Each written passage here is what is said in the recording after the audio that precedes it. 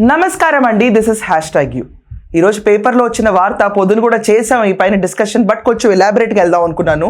చిరంజీవి గారి ఫ్యాన్స్ అందరూ 300 పైన కేసులు బాలకృష్ణ గారి పైన పెట్టాలి. ఎందుకంటే అసెంబ్లీలో ఆయన ఏదో గట్టిగా అడిగితే ఈయన వచ్చాడు అన్న మాట వాస్తవం కాదు అన్న ఒక్క లైన్ పైన వీళ్ళందరూ రియాక్ట్ అయిపోయారు. దానికి చిరంజీవి గారు వద్దొద్దు, మీరందరూ కేసులు పెట్టొద్దు అని చెప్పి కూడా ఆపారు.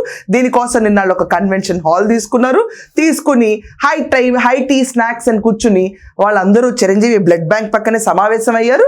ఏదో చిరంజీవి గారు ఆపడం వల్ల వీళ్ళందరూ కేసు లేకుండా ఆగిపోయారు. ఇది ఒక రకమైన న్యూస్. ఈరోజు మనం ఆలోచిస్తే కనుక చిరంజీవి గారు అర్ధరాత్రి పూట ఎందుకు రియాక్ట్ అయ్యారు అసలు? అప్పటికప్పుడు ఇంత ఇమీడియట్గా లెటర్కి రెస్పాన్స్ ఇచ్చేసారు, పెద్ద లేఖే రాశారు. జగన్మోహన్ రెడ్డి ఇంత మర్యాద చేశారు, అంత మర్యాద చేశారు.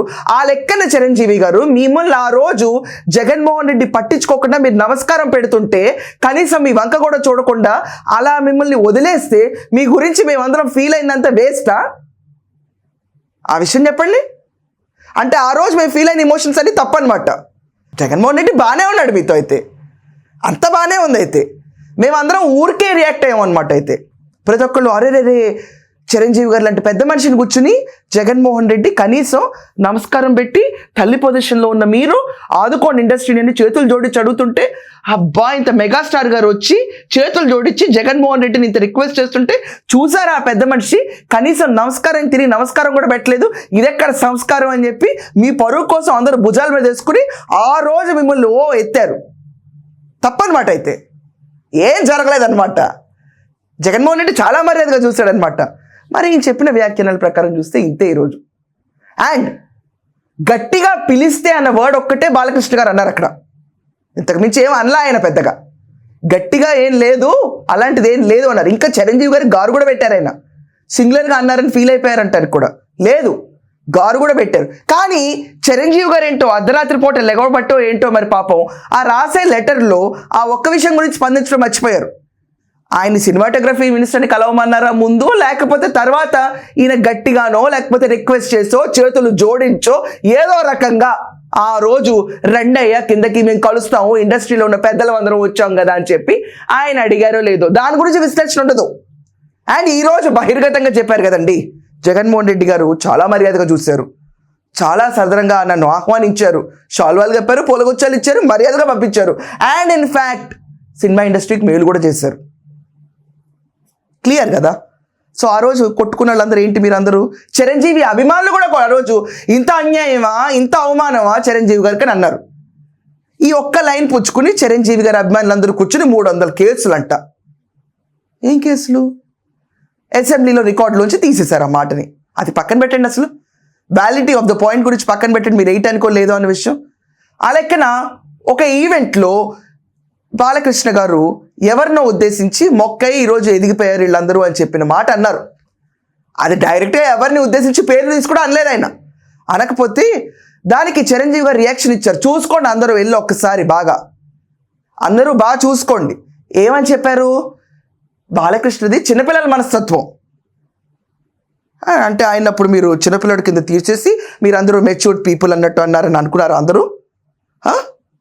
చిన్నపిల్లడి మనస్తత్వం బాలేది. చిన్నపిల్లడి మనస్తత్వం అంటానికి మీ కొలీగ్గా, కాంటెంపరీయా, లేకపోతే మీకంటే సబ్ జూనియర్ ఆయన? బాలకృష్ణ గారు ఫ్యాన్స్ కూడా ఉంటారు కదండి. మరి ఆ రోజు వాళ్ళు రియాక్ట్ అవ్వాలి కదా. మరి మీరు అన్నారు కదా సార్ ఓపెన్గా ఉన్న ఎత్తుక్కోండి అందరు కావాలంటే, చిన్నపిల్లల మనస్తత్వం. ఇలాంటి మాటలు కూడా వ్యంగ్యంగా ఏమి అనలేదే బాలకృష్ణ గారు. అండ్ ఇదంతా కాకుండా ఇంకొక ఆడియో క్లిప్ ప్లే చేస్తా మీకు. ఇది కూడా ఇండైరెక్ట్ అండి. దీనికి నేను డైరెక్ట్గా చిరంజీవి గారిని అనట్లేదు ఇక్కడ. నేను వీడియో మీరందరూ ఏంటి నువ్వు బాలకృష్ణ అభిమానిగా చేస్తున్నావు అంటే ఆ బాలకృష్ణ గారి అభిమానిగానే చేస్తున్నాను. ఆయన పైన కేసులు అని చెప్పి అభిమానులు అంటే అసలు ఏ రకంగా మా హీరో పైన కేసు పెడతారని నిరూపించుకోవద్దా? మాట్లాడొద్దా? అసలు మా హీరో చేసిన తప్పేంటో మాట్లాడొద్దా? అడగద్దా? ఒకసారి వినండి ఈ ఆడియో. ఒక మాట ఎప్పుడు నాకు నచ్చదు, ఆ రోజుల్లో మేము అనే మాట నాకు నచ్చదు. ఆ రోజుల్లో మేము అంటే ఈ రోజుల్లో నువ్వేవి లేవు, అందుకని ఆ మాటలు ఆ రోజుల్లో మేము అన్న మాట చిరంజీవి గారికి నచ్చకపోవచ్చు. ఎందుకంటే మీరు మొదటి జనరేషన్ కాబట్టి. ఆ రోజుల్లో మేము అని చెప్పుకునే వాళ్ళు ఎవరు? జనరేషన్స్ టుగెదర్ ఉట్టి ఫిల్మ్ ఫ్రెటర్నిటీయే కాదండి, ఇండస్ట్రీ అనేది ఒక్క సినిమా ఇండస్ట్రీయే కాదు, బిజినెస్ గ్రూప్స్లో కూడా ఆ రోజు నుంచి ఈ రోజు దాకా వెళ్ళారు. ఒక సంస్థ స్థాపించారు 1930. అబ్బో గొప్ప సంస్థ. ఆ సంస్థలో ఏ కొన్నా బ్రాండెడ్ బాగుంటాయి. ఎందుకు చెప్తారండి, ఊరికే పెట్టుకుంటారా ఎస్టాబ్లిష్డ్ ఇయర్? నాకు అర్థం కాదు. Raymond's established in so and so year, marks and Spencer established in so and so year, Mercedes Benz established in so and so year, BMW. ఎందుకు చెప్పుకుంటారండి వీళ్ళందరూ? వాళ్ళ సంస్థలు ఏ రోజు స్థాపించారో ఎందుకు చెప్పుకుంటారు? కష్ట నష్టాలు కోర్చినా, ఎన్ని ఎదురు దెబ్బలు తగిలినా కాలానికి మనం తలంచకుండా మేం పైకొచ్చి ఈరోజు అగ్రగామిలో నుంచున్నాము. ఆ రోజు నుంచి ఈ రోజు దాకా సంస్థలో చైర్మన్ ఒక్కడే ఉండడు, చనిపోతా ఉంటాడు. చాలా మంది చైర్మన్లు వస్తూ ఉంటాయి, గ్రూప్ మెంబర్స్ మారుతూ ఉంటారు, కానీ సంస్థ అలాగే నిలబడుతుంది. అది ఒక మనిషి జీవితంలోకి వచ్చినప్పుడు నైతిక విలువల్లో నువ్వు ఎంత ముందుకు తీసుకెళ్తున్నావు అన్న విషయం పైన కూడా ఇంటి పేర్లు ముందుకెళ్తాయి. తెలుసా మీకు అది? అలాగే ఇప్పుడు మీరు అన్నారు చూడండి, ఆ రోజుల్లో మీకు నచ్చకపోతే it's your headache sir. I'm being very honest, it's your headache. But అన్నేళ్ల క్రితం నానిన సంస్థల్ని ఇష్టపడి జనాలు ఎక్కువ ఖరీదు తెచ్చుకుంటారు. ఎంత ఎస్టర్ ఇయర్ జనరేషన్ మనకుంటే అంత ఖరీదు.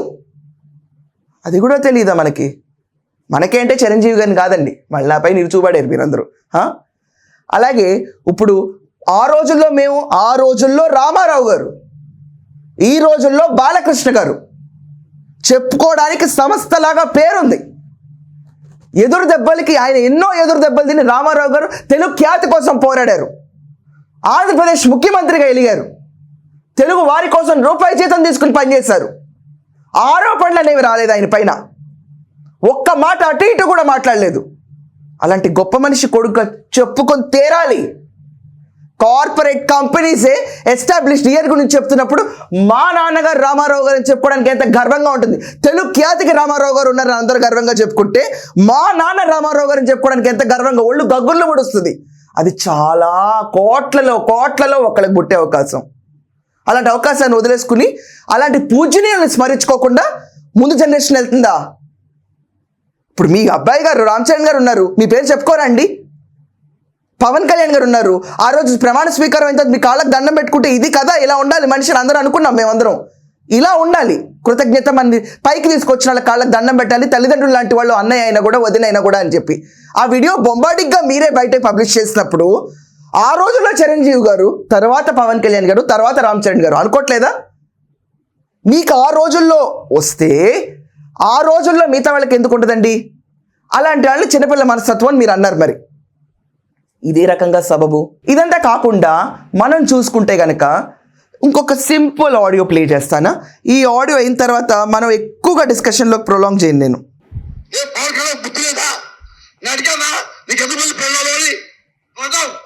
ఆడవాళ్ళని మా పేరు పెట్టి కొత్తాను. పంజాబ్ అమ్మాయి నువ్వు మోసం చేయలేదా? ఆమె కలుపు చేయలేదా? ఆమె డబ్బులు పంపుతలేదా? నోరు పంపుతలేదా? నువ్వు రాజకీయ నాయకుడువా? అక్కడికి నువ్వు లోపలికి నువ్వు ఎంతమంది ఆడపిల్ల జీవితాలు నాశనం చేస్తూ మళ్ళీ మా ఇళ్ళ మీద పడ్డావా? అని నేను అనకూడదా? మా ఇళ్ళ మీద పడతావా? నేను విమర్శిస్తే ఎందుకు రాజకీయాల్లో రాయటం? నువ్వు సినిమా డబ్బులతో పాటు కొద్దిగా రాజకీయాలు వచ్చినప్పుడు ఎన్టీ రామారావు కూడా విమర్శించారా? ఆయన నవ్వుతూ వెళ్ళిపోయాడు. అది హుందాతనం అంటే. నీ మొక్కలకి హుందాతనం చూసా, హుందాతనం స్పెల్లింగ్ చూసా. ఒక లోపలికాడివి ఎంతమంది అమ్మాయిలు నాశనం చేశావు. ఇంకా నేను వినిపించనండి, ఎందుకంటే పచ్చి బూతులకి వెళ్తున్నాయి. ఇవన్నీ అంది పోసాని కృష్ణమురళి పవన్ కళ్యాణ్ గారి గురించి. మరి అప్పుడెందుకు మన చిరంజీవి గారు లేఖ రాయలేదో నాకు అర్థం కావట్లేదు. ఎందుకంటే దాని ముందు మీటింగ్స్లోనో తర్వాత సబ్జెక్టు కరెక్షన్ FDC చైర్మన్ కింద ఆయన ఉన్నారు. వీళ్ళందరూ వెళ్ళి జగన్మోహన్ రెడ్డిని కలిశారు, చాలా బాగా మర్యాద చేశారు అన్నారు. దాంట్లో మరి పవన్ కళ్యాణ్ గారిని తూ అని మూసాడు. తను లిటరల్లీ పోసాని కృష్ణమురళి బయట కూర్చుని ప్రెస్ క్లబ్ బ్యానర్ వెనకమాలు పెట్టుకుని ఇలా తిట్టినప్పుడు ఏమైంది స్వామి? మరి అభిమానులందరికీ కేసులు వేయాలని విజ్ఞత ఏమైంది? ఇప్పుడే ఎందుకు వస్తుంది? అసలు ఇప్పుడు ఇక్కడ సీన్ కూడా లేదు, దానికి వివరణ చిరంజీవి గారు ఆ లైన్ మీద ఇవ్వలేదు. అంత మాటలన్న పోసాని మీరు పట్టించుకోకుండా వదిలేసి దాని గురించి చిరంజీవి గారు ఖండించకుండా, ఇదంతా కాకుండా అభిమానులని వాళ్ళు కేసులు కూడా వేయకుండా, ఒక మీటింగ్ కూడా పెట్టకుండా దీని గురించి మేమందరం మెగా ఫ్యామిలీ అభిమానులు అంటే ఎలా? ఇక్కడ ఏమంత రభస జరిగింది? అయినా నాకు అర్థం కాదు, అర్ధరాత్రి మనం ఇప్పుడు ఇక్కడ జరిగిన 3 కంటే 4-5 కల్లా లేచి ఒక లెటర్ డ్రాఫ్ట్ చేసి దాన్ని పెట్టేంత కెపాసిటీ చిరంజీవి గారికి ఉన్నప్పుడు అంతే వాయిస్తో ఆయన వచ్చి పవన్ కళ్యాణ్ గారు నిన్ను మాట్లాడొచ్చుగా. బోరుగడ్డ నీళ్ళు ఎందుకు ఖండించలేదు? ఫ్యాన్లు ఏం చేస్తారు? ఫ్యాన్స్ అందరూ, మెగా ఫ్యాన్స్ అందరు ఖాళీ కూర్చుంటాయిలా? బోరుగడ్డ నీళ్ళు ఖండించాలా లేదా? కేసులు వేయాలా లేదా? జగన్మోహన్ రెడ్డి ప్రభుత్వాన్ని నిలదీయాలా లేదా? ఆ ప్రభుత్వాన్ని సవ్యంగా ఎలా నడవనిస్తున్నారు? ఈరోజు కూటమి ప్రభుత్వంలో ఇన్ని రకాలుగా దాడులు, ఆఖరికి చిరంజీవి గారు పెద్ద మనిషి తరహాగా కేసుకి పాయింట్ లేదు అక్కడ అసలు, అయినా కూడా ఆయన పెద్ద మనిషి తరహాగా వచ్చి కేసు లేదు ఏమీ లేదన్న మాట అని వెళ్ళారు. కానీ లేకపోతే వీళ్ళు కేసులు వేసి పాయింట్లెస్ కేసెస్ 300-400 వేస్తే గనక అసలు ఏంటి? ఈ కూటమిలో ఉంది మీ మెగా హీరో పవన్ కళ్యాణ్ గారే కదా, కాదా? కూటమికి చిచ్చు పెడితే ఈరోజు మళ్ళీ జరిగే నష్టం ఎవరికి? అదంతా కాకుండా బ్రహ్మానందం గారి కొడుకు సినిమా రిలీజ్ ఈవెంట్ ఫంక్షన్లో లేటెస్ట్గా చిరంజీవి గారు ఒక మాట అన్నారు, ఆ రోజు ప్రజారాజ్యమే ఈరోజు జనసేన అని. మర్చిపోయారా అందరూ? మరి జనసేన ఎక్కడుంది? కూటమిలో ఉంది ఈరోజు. అదే కూటమిలో ఉన్న మీరు ఎమ్మెల్యేల పైన బాణాలు ఇస్తున్నారు. అక్కడ ఏమీ అన్నందుకు కూడా ఆ పర్టికులర్ వర్డ్ ఏదైతే బాలకృష్ణ గారు అన్నారో అంత గట్టిగా అడగలేదు అని, గట్టిగా అన్న వర్డ్ పైన రెస్పాన్సే లేదు. గట్టిగా అనలేదు. మీకు వ్యంగ్యంగా అనిపించవచ్చు, మరి బాలకృష్ణ గారి చిన్నపిల్లడి మనస్తత్వం అని మాకంటే ఏమనుకుంటున్నారు? మ్యాగ్నానిమస్ హీరోని అభిమానులు కూడా అనుకుని ఉండొచ్చు కదా ఆ రోజు. ప్రాబ్లం ఏం లేదండి. ఎవ్రీడే ఒక స్పెక్యులేటివ్ న్యూస్ కింద తయారవుతుంది. ఇది పొలిటికల్గా చిచ్చు లేపుదామని వైసీపీకి ఎన్కాషింగ్ మూమెంట్ ఇస్తున్నట్టు అవుతుంది. చిరంజీవి గారు కర్టైల్ చేయడం చాలా ఇంపార్టెంట్ ఈ మూమెంట్లో.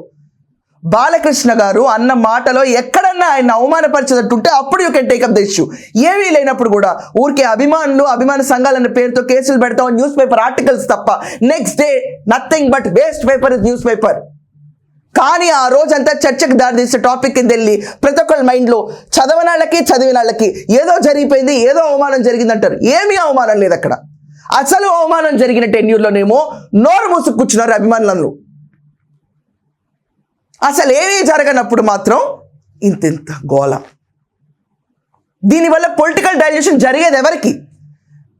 ఆ రోజు ప్రజారాజ్యం, ఆ రోజు ఆయన పార్టీ, ఈరోజు జనసేన పార్టీ అని ఆయనే చెప్పినప్పుడు అదే పార్టీకి ఇలా చేయడం తప్ప? ఆయన ఆన్సర్ చేయాలి ముందొచ్చు. అసలు మీరు గట్టిగా అన్నారా లేదా, గట్టిగా పిలిచారా లేదా అని. అండ్ క్షమించండి చిరంజీవి అభిమానులందరూ, ఆ రోజు నిజంగా చిరంజీవి గారికి అవమానం జరిగిపోయిందేమో అనుకుని అందరూ రియాక్ట్ అయ్యారు. ఆ వీడియోస్ ఏమైనా ఉంటే డిలీట్ చేసి ఆయనని పూలతో సత్కరించి మర్యాదగా పంపించారు అని చెప్పి మార్చుకోండి, థంబ్నెయిల్స్ మార్చుకోండి. నిజంగా ఆయనకైనా అడ్మిట్ చేశారు నాకే అవమానం జరగలేదని. మా అందరం అలా ఫీల్ అయ్యామంతే.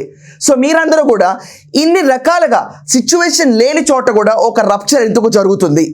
అసలు సిచ్యువేషన్ హీటెడ్గా ఉన్నప్పుడు ఎందుకు ఎవరు పట్టించుకోలేదు? అభిమానులు అన్న వాళ్ళు ఈరోజే ఎందుకు రైకప్పుతున్నారు, ఇదివరకు ఎందుకు రైకప్పలేదు? బాలయ్య విషయంలో నేను మళ్ళీ చెప్తున్నాను, ఆయన తప్పు చేయలేదు. నేను యాజ్ ఆర్డెంట్ ఫ్యాన్ చెప్తున్నాను, తప్పు చేయలేదు. అండ్ ఆయన ఏమి చిన్నపిల్లాడు మనస్తత్వం తీసి పక్కన పడేసే మనస్తత్వం కాదు. Is a matured man. ఆయన ఉండబట్టే ఈరోజు చాలామంది జీవితంలో కాస్త ఆయుష్ పెరిగి బతకగలుగుతున్నారు. మీరందరూ కూడా మీ ఒపీనియన్స్ ఖచ్చితంగా కమెంట్స్లో మెన్షన్ చేయండి. ఈ వార్ ఎటుకు దారి తీస్తుంది. That's all for now. Thank you.